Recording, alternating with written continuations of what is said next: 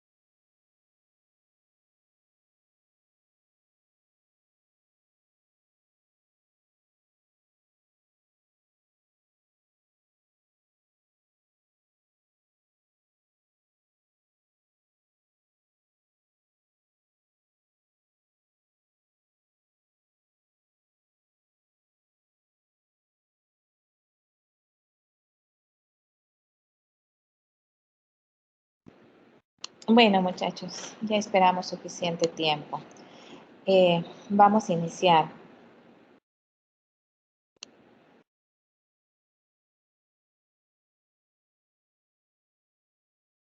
El día de ayer estábamos viendo acerca de las razones de liquidez, ¿verdad?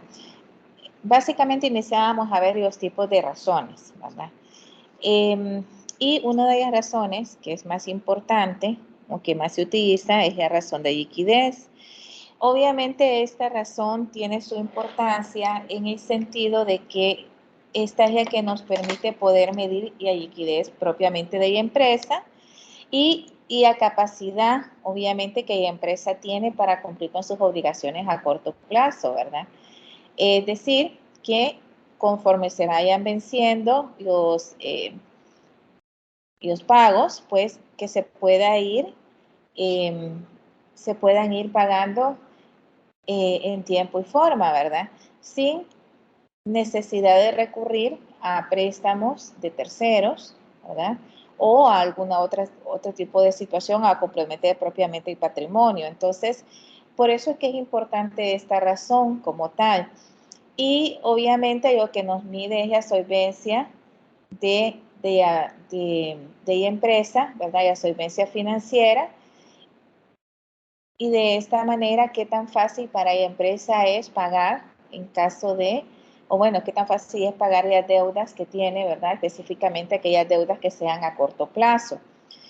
¿Qué sucede cuando no existe una liquidez financiera? Pues obviamente es un problema serio, ¿verdad? No solamente es un problema financiero que definitivamente se tiene que tomar en cuenta, ¿verdad? Sino que al mismo tiempo estos problemas financieros, si dejamos pasar mucho tiempo, pues obviamente nos pueden llevar a la quiebra, ¿verdad? Entonces, ¿qué es lo que sucede? Y era lo que decíamos el día de ayer. Cuando nosotros vemos las razones, pues obviamente tenemos que analizar el resultado que nos dan, ¿verdad? Y una vez que nosotros analizamos este resultado, pues nos damos cuenta cómo estamos a nivel financiero, si realmente estamos bien, y sobre todo nos permite poder identificar algún tipo de incidente o problema que se puede presentar de una manera temprana, ¿verdad? Y no cuando ya no se puede hacer absolutamente nada por eso. Entonces, ¿qué pasa si no lo logramos identificar? Pues definitivamente, pues esto nos puede llevar a fracaso financiero, ¿verdad? Y obviamente, pues es no solamente una pérdida propiamente para la empresa, sino también para los accionistas que invirtieron en esa empresa. Tenemos que, cuando hablamos acerca de la razón de liquidez o de solvencia, ¿verdad? Porque ya podemos encontrar de dos maneras, tenemos que esta tiene dos tipos, lo que es la razón de liquidez corriente y la razón rápida o prueba de ácido. Entonces, por ejemplo, en la liquidez corriente, ¿verdad? Esta es una de las razones financieras citadas con mayor frecuencia. ¿Qué hace esta razón financiera? Pues nos permite poder medir la capacidad de la empresa para cumplir con las obligaciones a corto plazo, ¿verdad? Y obviamente ya expresamos de la siguiente manera, ¿verdad? En este caso, pues tenemos liquidez corriente, que va a ser igual a activos corrientes entre pasivos corrientes. El libro menciona mucho los estados financieros de la empresa Barriett, ¿verdad? En este caso, si nosotros nos vamos a ver la liquidez corriente de esta empresa, pues tenemos que esta de activos corrientes, pues tiene 1.223.000. Y si le dividimos los pasivos corrientes, que en este caso son 620.000, pues esto nos da igual a 1.97, ¿verdad? Ese es nuestro índice. Ahora bien, ¿qué hacemos nosotros con ese índice? Pues siempre es importante podernos comparar con el margen de la empresa o con la industria, es decir, cómo anda y a razón de liquidez, ¿verdad? A nivel de mercado. Y en este sentido, dependiendo del rubro de la empresa, pues así también es y a razón de liquidez. Por ejemplo, si se fijan ustedes en la primera columna de la tabla 3.5, es decir, acá donde dice liquidez corriente, ¿verdad? Vamos a observar que las industrias con más alta liquidez corriente, es decir, de mayor liquidez, es y de materia de construcción. Si se fijan, en el caso de materia de construcción, el índice anda generalmente por 2.8, ¿verdad? A diferencia de las empresas que se dedican a la venta de computadoras, que anda por 2.5, y las empresas que son tiendas de comestibles, que anda por 1.3, y Haciendas Generales de Mercadería, que anda por 1.7, ¿verdad?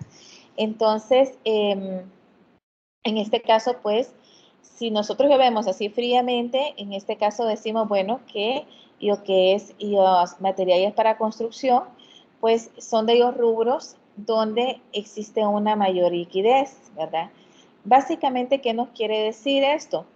Bueno, que la empresa típica en este negocio tiene casi 3 veces más activos corrientes como de pasivos corrientes, ¿verdad? Dos de los competidores más grandes en la industria, en este caso son, si ustedes se fijan, son Home Depot y Owens, y estos operan con una liquidez corriente de 1.3. Obviamente esto es menos de la mitad del promedio de la industria.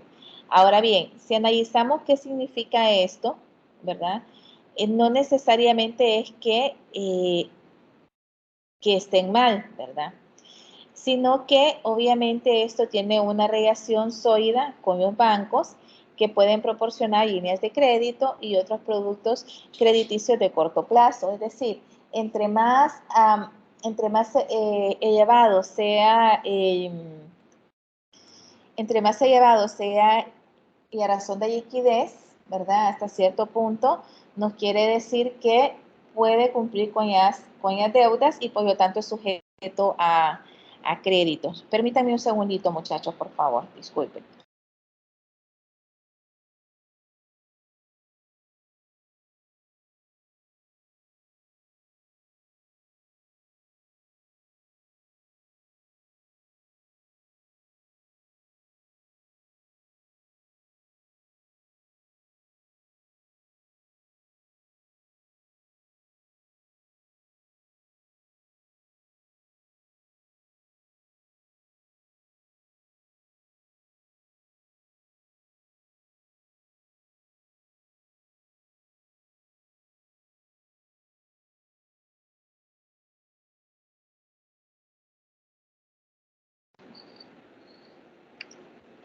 Disculpen, muchachos.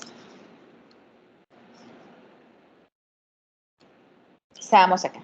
Entonces, lo que nos dice es que al final, y la liquidez corriente nos permite también ser sujetos a crédito, ¿verdad? En el sentido de que es necesario, pues, al tener un mayor índice de liquidez, quiere decir que podemos ser sujetos a crédito, ¿verdad? Porque podemos hacer frente a las deudas que tenemos a corto plazo, ¿verdad? Entonces, y por lo tanto, pues tienden a operar con una mayor liquidez. Ahora bien, depende mucho del rubro, porque recordemos que aquí en la liquidez corriente, pues también consideramos lo que es los inventarios. Y por esa razón es que materia y empresas de construcción, que en este caso son los materiales para construcción, si se fijan, tiene un alto índice en lo que es la liquidez corriente, comparada con la razón rápida. ¿Por qué? Porque en este caso, pues la liquidez corriente está considerando los inventarios. Y en este tipo de empresa, los inventarios, pues generalmente cuestan en ser rotativos, ¿verdad? Son inventarios que básicamente permanecen mucho tiempo de una manera estática, por lo tanto es un dinero que la empresa pues lo tiene ahí porque obviamente es inventario, pero al mismo tiempo no lo tiene tangible. Es decir, si lo quiere convertir a dinero en efectivo, ¿verdad? Pues se hace muy complejo dependiendo del tipo de inventario que se tenga, ¿verdad? Dependiendo del tipo de producto que se tenga inventariado. Esto lo vamos a ver después. Por ejemplo, en el ámbito personal también nosotros podemos generar lo que es la liquidez corriente, ¿verdad? En este caso, pues sería el total de los activos líquidos entre el total de lo que tenemos adoptado, ¿verdad? Y, por ejemplo, en el caso de la familia Smith, ¿verdad? Que es otro ejemplo que aparece en el libro, podemos decir que en total, en los activos líquidos, pues tienen $2,225, es decir, es lo que ellos tienen en ese momento, entre lo que es la deuda que tienen, que en este caso es 21,539, pues si nosotros hacemos la división, pues en este caso nos da igual a 0.3, 0.10, ¿verdad? O si lo convertimos, pues nos da igual a 10.3%. Entonces, ¿qué significa esto? Bueno, lo que significa es que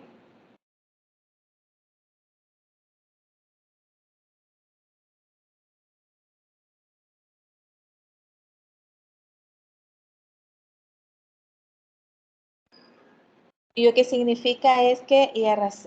este caso, ¿verdad?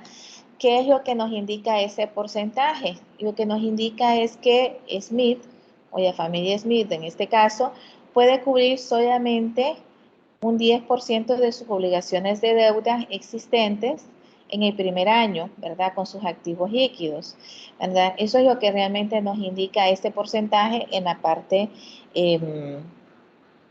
si lo vemos en el ámbito personal. Ahora bien, en el caso de la razón rápida, vamos a hacer más ejercicios el día de mañana que tengamos ya clase presencial, pero en el caso de la razón rápida o prueba de ácido, es similar a la razón líquida corriente, con la excepción de que excluye el inventario que es comúnmente el activo corriente menos líquido, ¿verdad? Y la baja liquidez de inventario generalmente se debe a dos factores primordiales. Y ahí tenemos el número uno, que sería muchos tipos de inventarios no se pueden vender fácilmente porque son productos parcialmente terminados, artículos con una finalidad especial o algún estilo específico o personalizado que se realice, ¿verdad? Entonces, obviamente, no existe una rotación de ese inventario como tal. Hoy la rotación es muy baja. En el caso, otro de los puntos que podría ser es que el inventario se vende generalmente de crédito. ¿Y lo que significa? Que se vuelve cuentas por cobrar y antes de poderse convertir en efectivo. Recordemos que algo bien importante cuando hablamos propiamente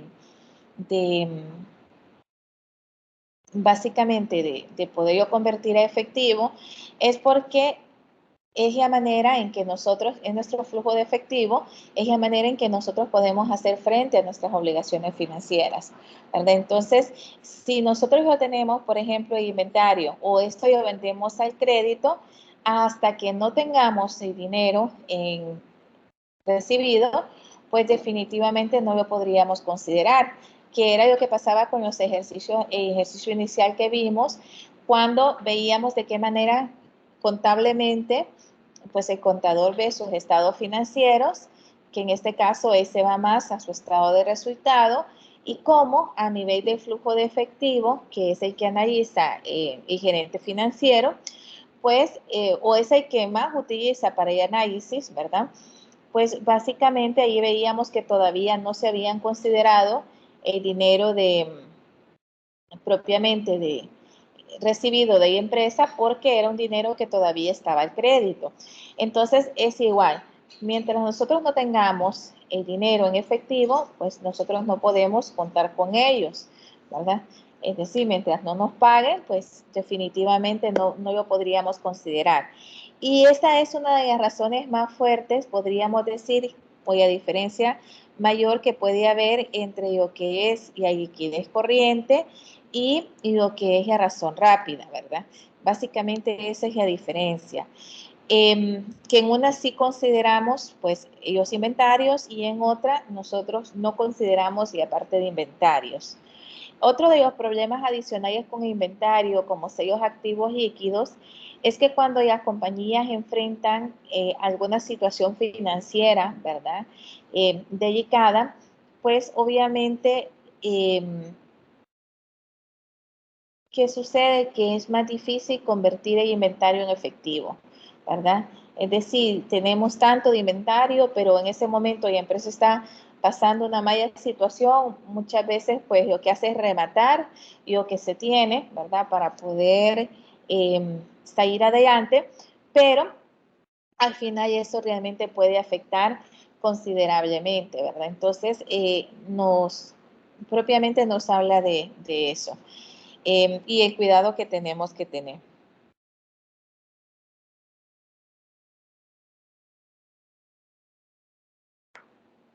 ¿Preguntas hasta aquí, muchachos?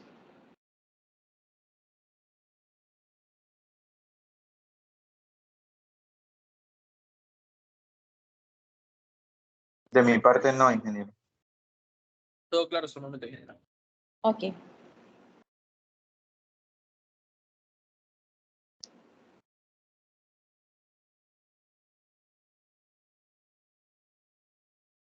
Muy bien. Entonces, sigamos, chicos. Entonces, a ver, no, estábamos acá. Entonces, ¿cómo calculamos la razón rápida? Y la razón rápida, muchachos, lo vamos a calcular de esta manera. Los activos corrientes menos el inventario entre el pasivo corriente. Si regresamos a los ejemplos de Barrett, vemos que Barrett tenía, si nos vamos anteriormente al primer ejercicio, el ejercicio de Barrett, vemos que Barrett tenía en lo que eran activos corrientes 1.223.000, ¿sí? Y si vemos ahorita, sacando ya razón líquida, vemos que ese 1.223.000 y restamos 289.000, que es lo que tenemos de inventario, ¿verdad? Entonces, ahí, ese resultado, ¿verdad? El resultado de esa resta la vamos a dividir entre los 620.000, que era lo que teníamos de pasivos corrientes. Entonces, nos da ¿cuánto? 1.51. Si ustedes se fijan, muchachos, si nosotros analizamos, al igual que en el caso de la razón de liquidez corriente, el nivel de razón rápida que una empresa debe de tener o debe de alcanzar depende mucho del tipo de industria, depende mucho del tipo de empresa, bueno, básicamente de cómo está operando la empresa, ¿verdad? Y algo muy importante, ¿verdad? Es que recordemos que en el caso de efectivo, como es algo que no podemos fácilmente convertir en efectivo, por eso podríamos decir que hasta cierto punto hay razón líquida. Bueno, en este caso, podemos decir de que básicamente, si comparamos ambas técnicas, si comparamos y a razón y la liquidez corriente con la razón rápida, podemos decir que básicamente es más certera hasta cierto punto y a razón rápida, ¿verdad? ¿Por qué razón? Porque si nosotros volvemos al caso de Barrett, acá tenemos 1.97, ¿sí? En el caso de Barrett, es decir, nuestra razón líquida o nuestra liquidez corriente es de 1.97, ¿verdad? Y siempre y cuando sea mayor que 1, es una buena, quiere decir que la empresa sí puede hacer frente a sus obligaciones financieras. Si es menor que 1, entonces ahí sí tendríamos serios problemas.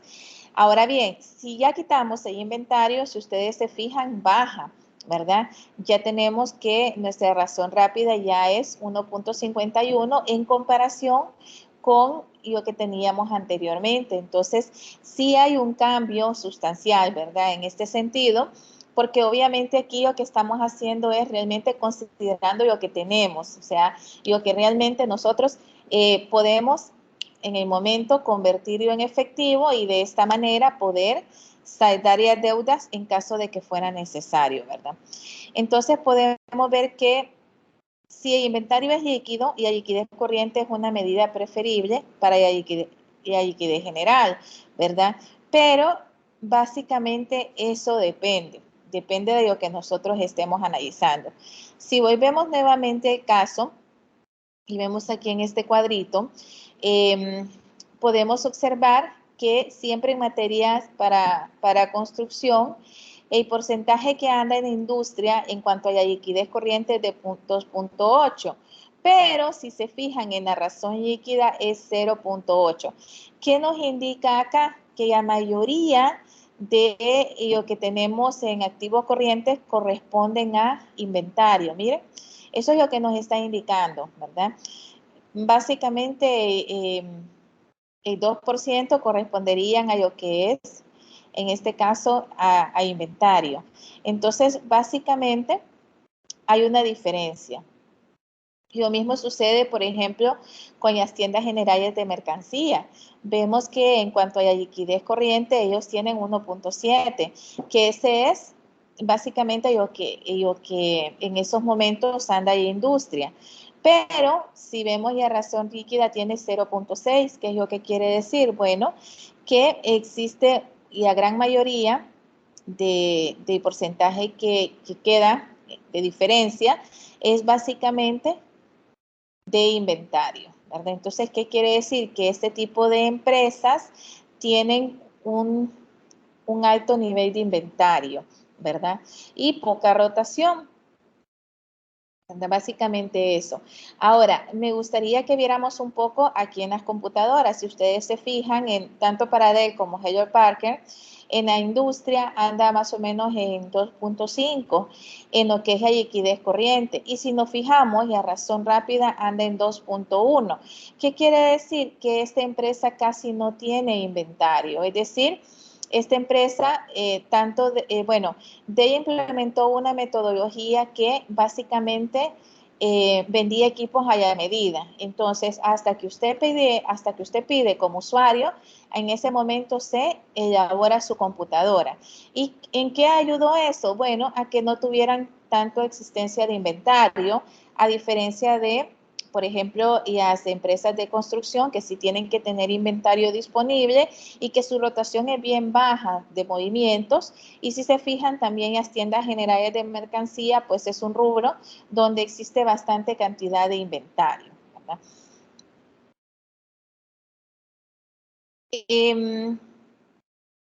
Bueno, el ejercicio que acabamos de explicar ahorita es el mismo que seguía acá.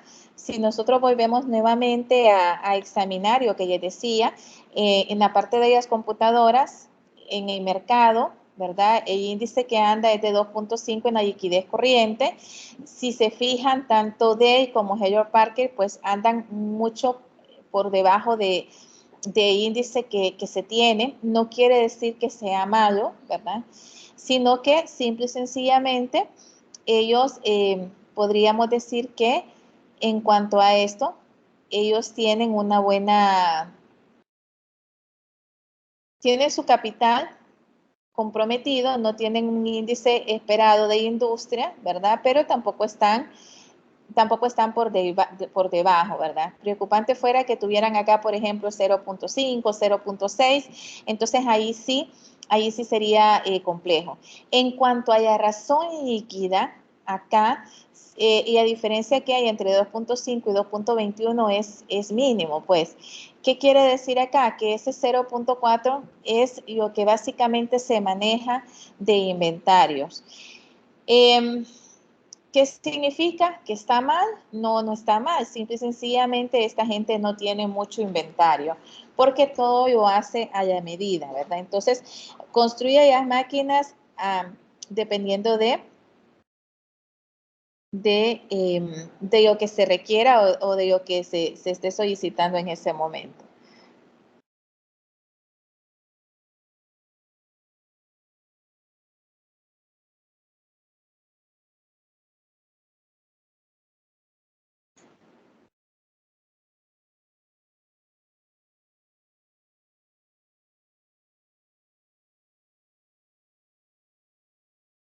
Ok. Entonces, muchachos,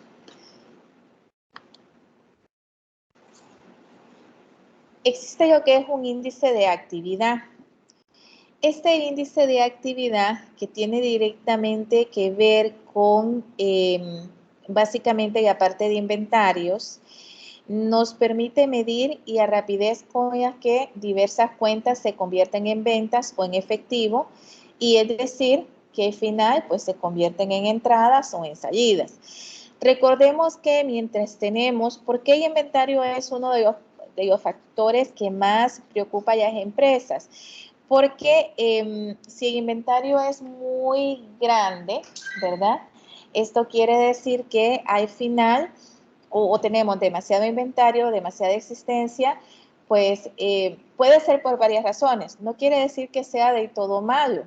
Por eso es que tenemos que guiarnos por el tipo de empresa, ¿verdad?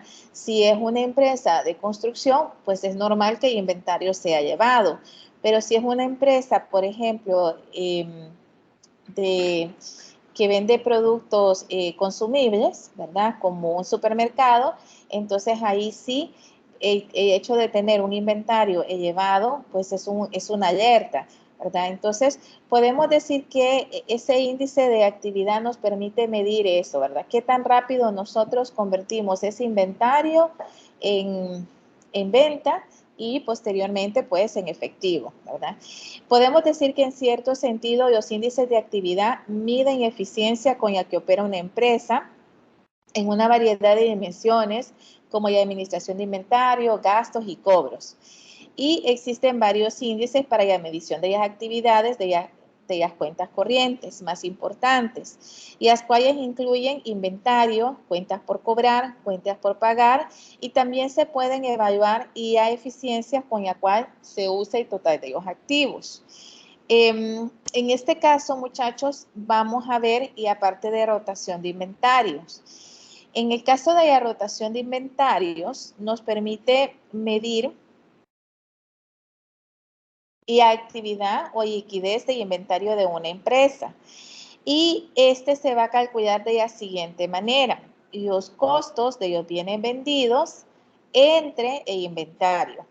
Si tomamos un poquito de información de Barrett, que está en el libro, nos damos cuenta que en este caso los costos de los bienes vendidos que tiene esa empresa es de 2.088.000 entre los inventarios que serían 289.000. Y esto nos da igual a 7.2, ¿verdad? Por ciento. Ya vamos a ver, ¿verdad? Y la importancia propiamente de estos porcentajes que nos están dando, ¿verdad? Pero básicamente esto nos quiere decir el nivel de rotación de inventario que se tiene, ¿verdad?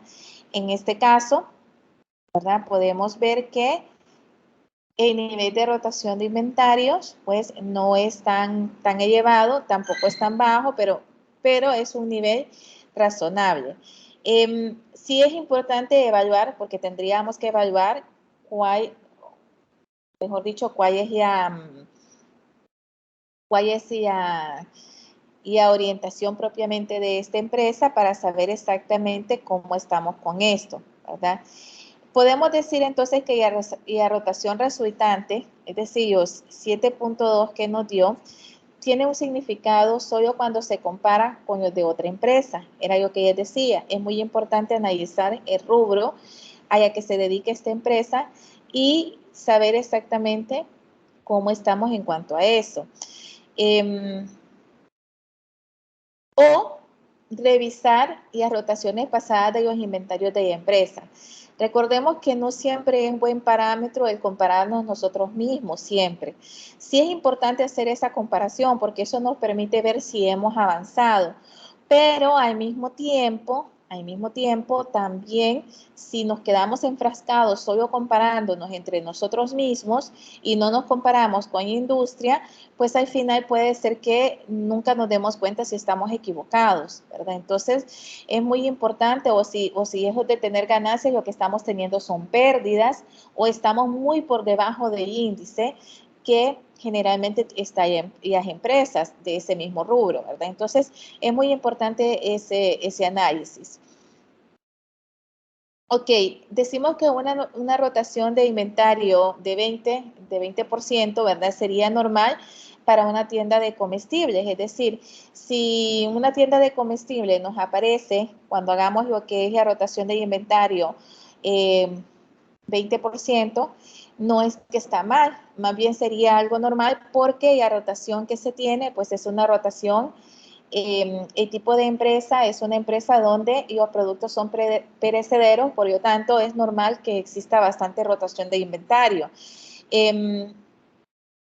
¿Y qué quiere decir eso? Pues que hay una venta que se tienen que vender pronto, ¿verdad? Ahora bien, si tenemos una rotación de inventario común para una empresa de fábrica de aviones, ¿verdad? Podemos decir que en una empresa de fábrica de aviones lo normal es que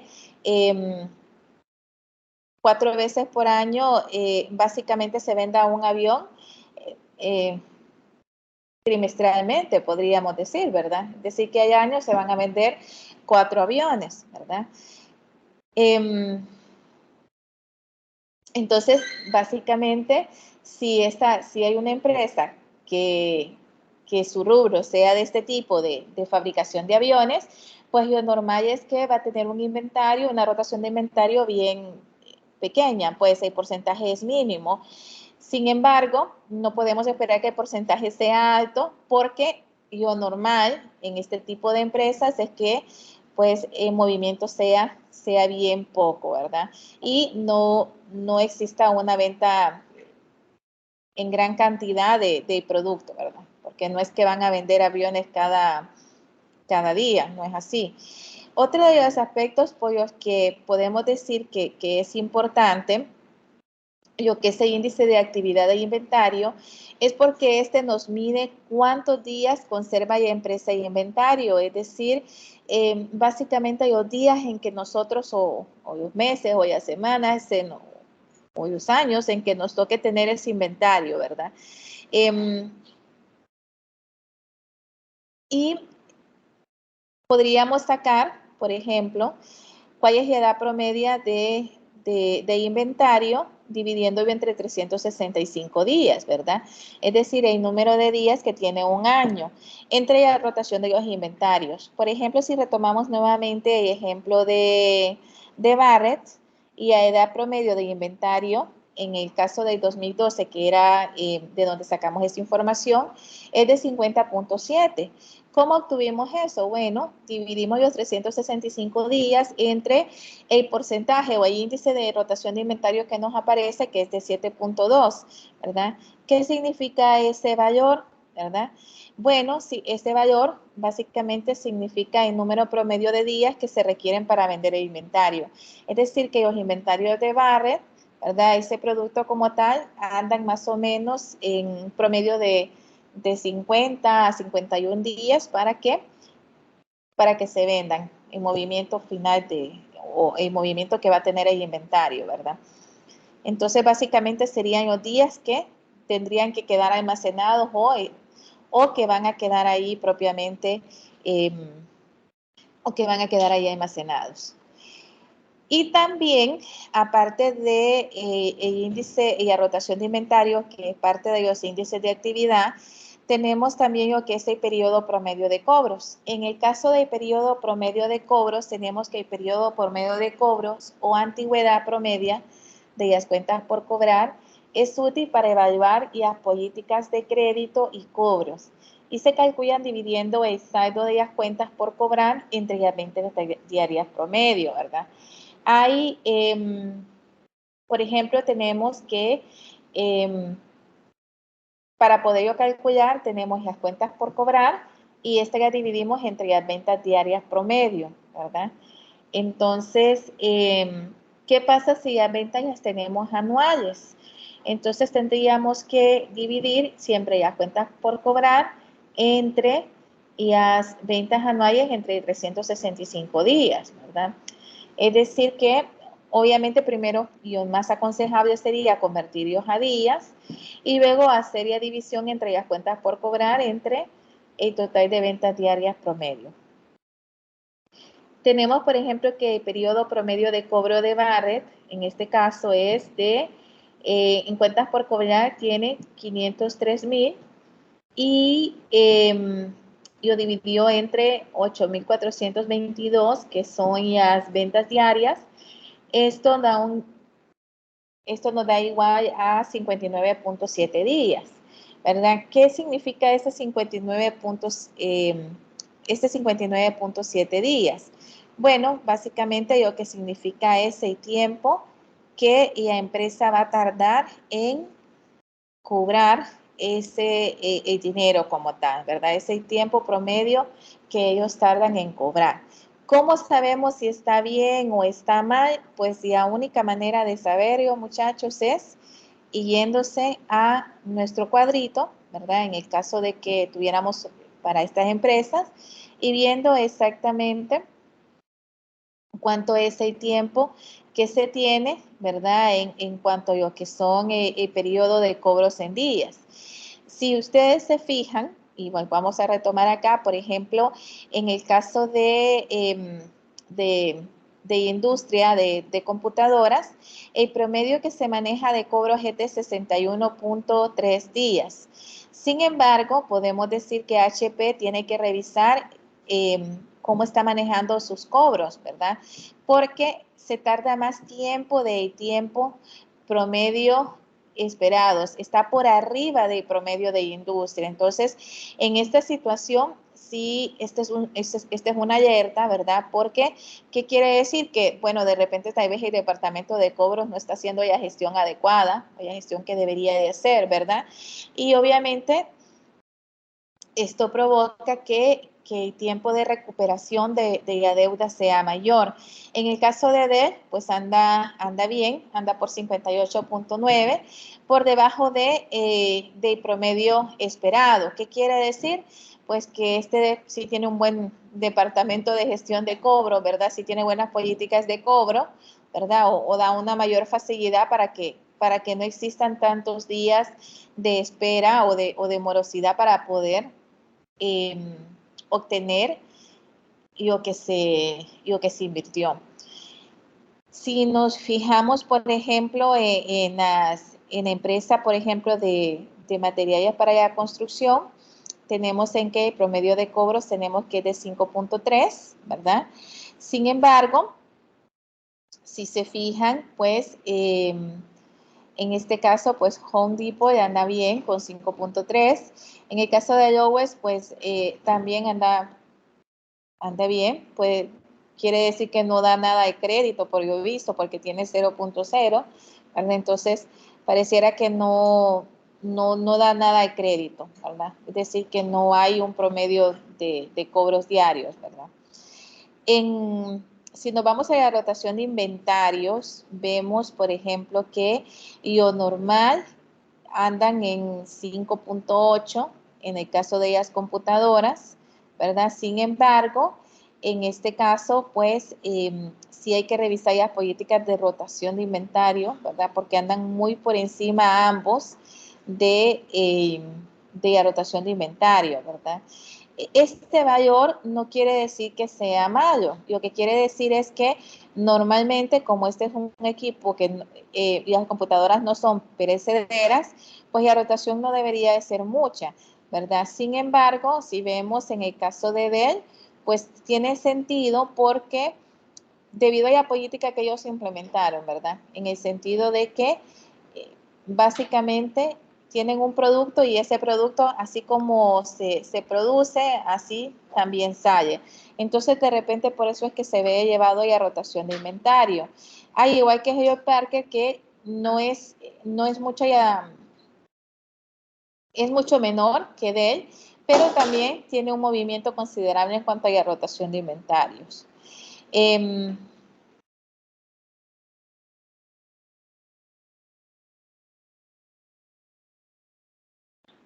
Bueno, muchachos, ¿alguna pregunta hasta aquí? ¿Dudas? ¿O ya? Todo claro, ingeniera. Muy bien. Vamos bien, ingeniero. Bueno, chicos, solamente quiero decirles que mañana nos vemos. ¿Sí se acuerdan que mañana nos tenemos que ver, verdad? Sí. Bueno, entonces miren, ella habla que nosotros tenemos asignados, ¿se recuerdan cuál es el habla, muchachos? 211 creo que es, ¿verdad? Yo me acuerdo que usted dijo que iba a confirmar porque no sabía todavía. No, ella habla que les aparece a ustedes, muchachos, ¿cuál es?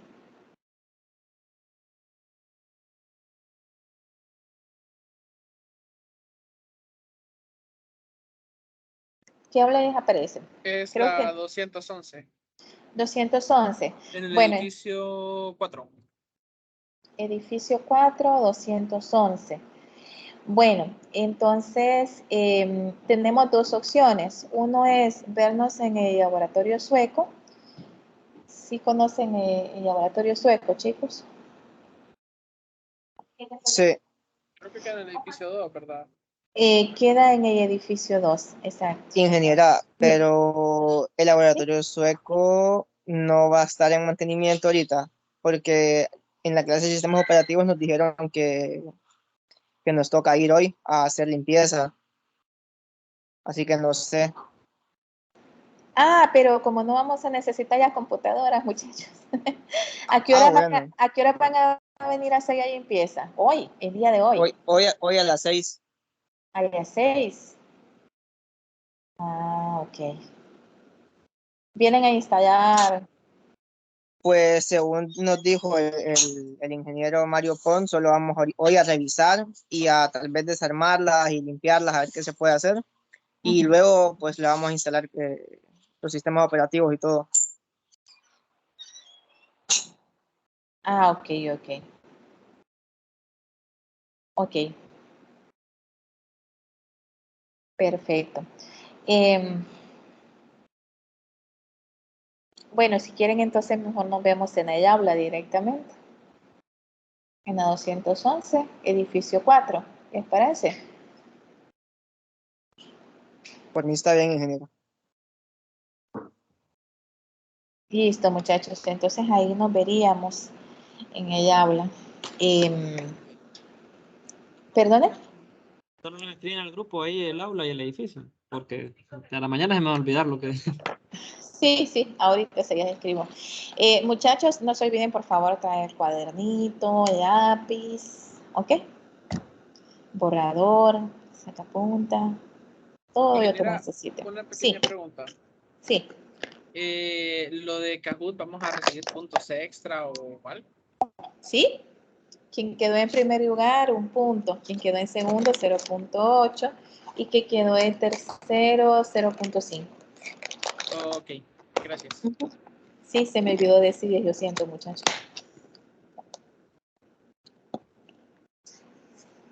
A ver. Bueno, entonces ya saben, ¿sí? Nos encontramos el día de mañana, muchachos, aquí. Si no hay preguntas o dudas, pues nos quedaríamos hasta aquí, muchachos. ¿Todo claro?